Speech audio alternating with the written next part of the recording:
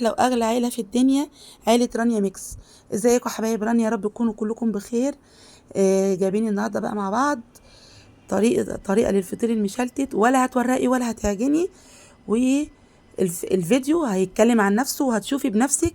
الطريقه دي طريقه عبقريه وهتجربيها بنفسك وهتدعي لي عليها. شايفين الفطير بتاعنا عامل ازاي معانا؟ ايه رايكم؟ ايه يا رانيا اللي انت عملتها، او عملتي الكميه قد ايه؟ عاملين كيلو بس دقيق، هطلع من الكيلو دقيق 4 فطاير.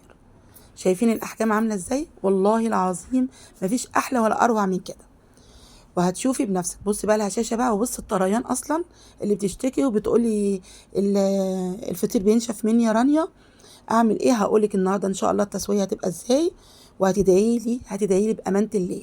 جربي بس الطريقه دي ومش هتورقي ولا إيه. كل بقى اللي خايفه تعمل الفطير عشان العجين وعشان التوريق، ابدا ابدا. لو لسه اول مره تعمليه مش ممكن هتصدقي الطعامه اللي انت هتشوفيها دي. يلا بقى نشوف القمر ده اتعمل معانا ازاي.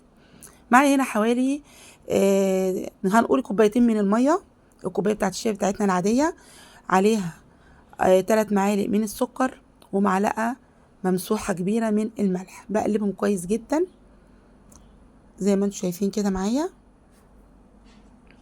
بعد كده بجيب معايا كيلو من الدقيق، بتنزلي بقى بالميه طبعا بالتدريج، لان كل دقيق بيختلف عن يعني انواع الدقيق بتختلف عن بعضها.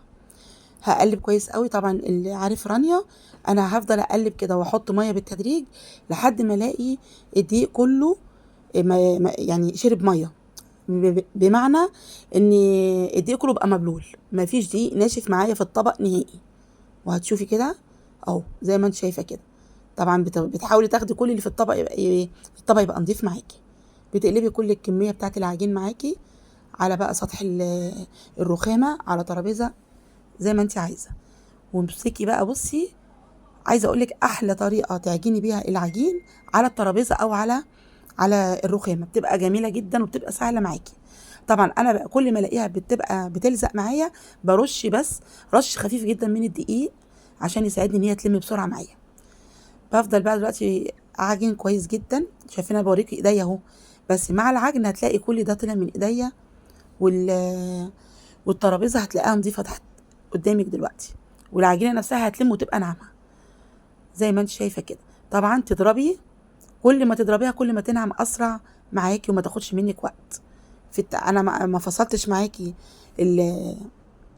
الكاميرا علشان تشوفي على الطبيعه. بصي بس انا مسرعه، بحاول اسرع على قد ما اقدر الفيديو. عفوا. بس ادي دلوقتي بقت زي ما انت شايفه كده. والله ما هتاخد معاكي دقيقتين بالظبط، لان انا برضو ما بحبش اعجن الفطير قوي، او ما عشان لان انتوا عارفين طبعا ان انا بعمل كميات، ممكن اعمل 3 كيلو، اعمل 5 كيلو، فانا مش هقدر اعجن كل دول. بسيبها ترتاح، لما بتسيبها ترتاح حوالي نص ساعه بتبقى زي ما انت شايفاها كده ممتازه. هقسمها نصين، وكل نص هخليه 2، لان احنا قلنا هنطلع من الكيلو دقيق 4 فطاير.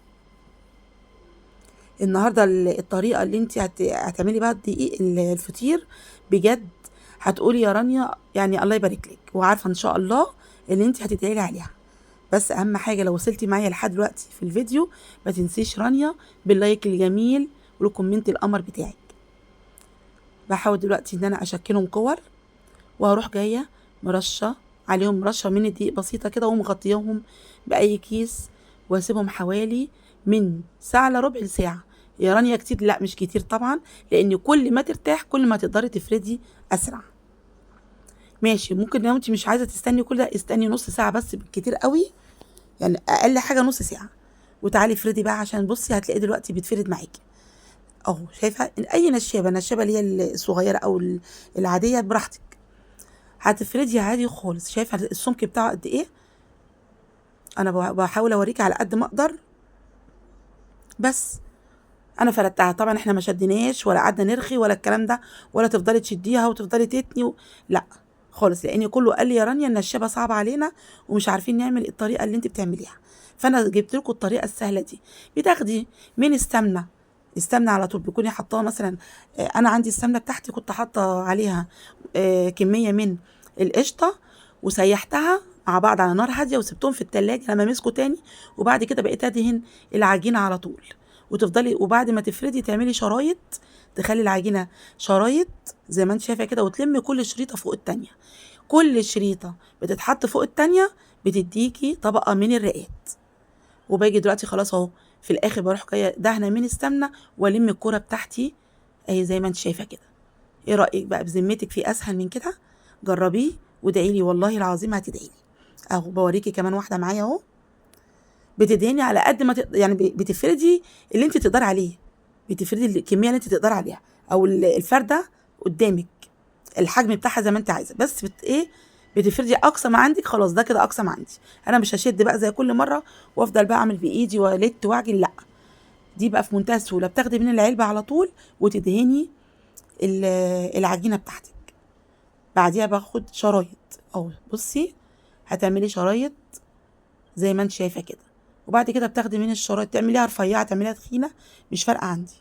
كتري من الشرايط عشان كل ما تكتري كل ما هيديكي رقات اكتر واكتر، وبيديكي نتيجه زي ما شفتيها في اول الفيديو ملهاش حل. اهو اسيبكم بقى مع الفيديو كده، وبفكرك تاني باللايك يا قمر. لو الطريقه عجبتك ما تنسيش رانيا باللايك الجميل بتاعك. وبعدين وبتلمي. عايزه اقول لك اسرع طريقه هتعمليها للفطير، بصراحه هي اسرع من الطريقه بتاعتي اللي انا بطلع بيها على طول معاكم، سريعه جدا جدا. وادي اول فطيره، شايفين الجمال؟ طب بذمتك اقول ايه؟ طب انا اتكلم اقول ايه؟ قولي انت بقى. طبعا انتوا عارفين رانيا متعوده اول ما بتطلع من الفرن ايه بتدهن من القشطه، او لو انت عندك حته سمنه بلدي بتدهني منها، بتودي الفطير في حته تانية تماما. طيب التسويه يا رانيا، التسويه انت بتولعي الفرن وبتسيبيه يعني يسخن جدا جدا على اعلى درجه عندك، وتسوي على الشبكه. لقيتيه نفخ واحمر، خلاص هتطلعي زي ما انا طلعت كده. نفخ بس ومدي لون بسيط قوي، هتروحي